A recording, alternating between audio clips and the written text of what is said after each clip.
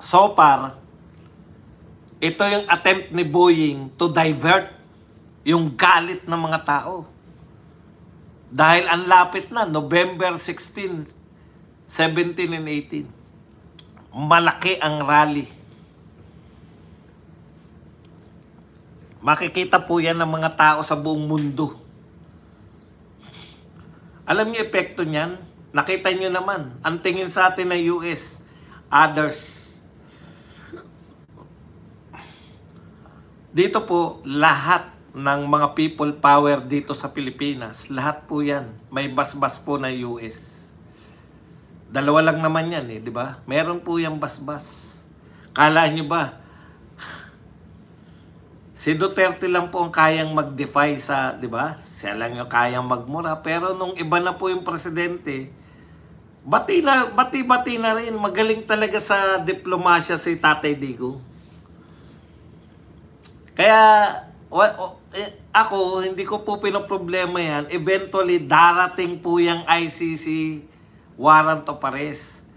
Ang paano po yung treatment natin sa warrant of arrest ng ICC, yun yung gustong makita ng tao. Kung ang treatment natin, makakita lang tayo ng warrant of arrest, tayo pa yung huhuli sa mamamayan natin, ay hindi po pwede yan. At nakita na rin po ng Supreme Court yan.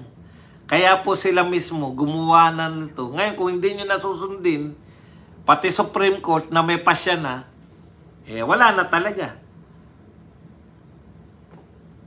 Tapos, susuportahan pa rin kayo, talagang tyrannical na. Hindi na sumusunod sa batas Mismong executive secretary nagsabi, hindi nyo pwedeng basta arestuin na si Bato. Kinakailangan yung idaan na sa korte. Yung hindi nyo ginawa kay Tatay Digong, dahil ang interpretasyon ni Boying ay kakaiba. Ngayon, nilinaw na ng Supreme Court. May utos na ang Supreme Court. Ano mang ipapatupad yung extradition, dapat. Alam ko na lusot niyan. Hindi naman lang kami nagpapatupad ng extradition Sumusunod kami sa Interpol. Between Interpol and Supreme Court, sino susundin nyo? Kayong mga tagapagpatupad ng batas. Interpol? Pilipino lang din. Nung nag-imbestiga po yung Senado, yung sinasabi nyong Interpol, Pilipino din naman na hindi naman po talaga Interpol na Interpol Yung kay Tatay Digong, di ba? Pilipino din yun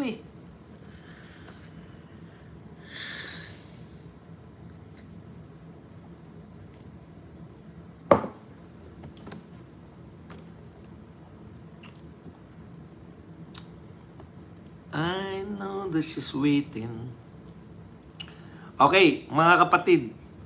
Teka lang. Yan, mali yung bakit po to diversion na malaki?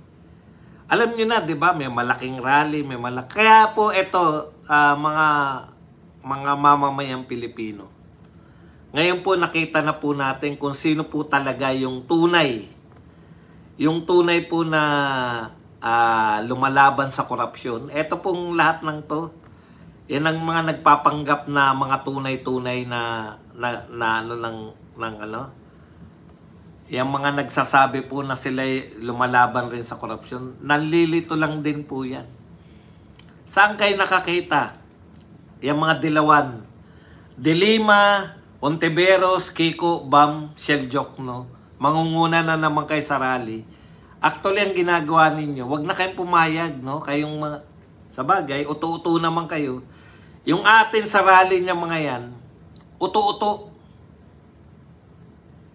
Alam ninyo yung tinututulan nyo Alam po ninyo yung tinututulan nyo kung ano, di ba?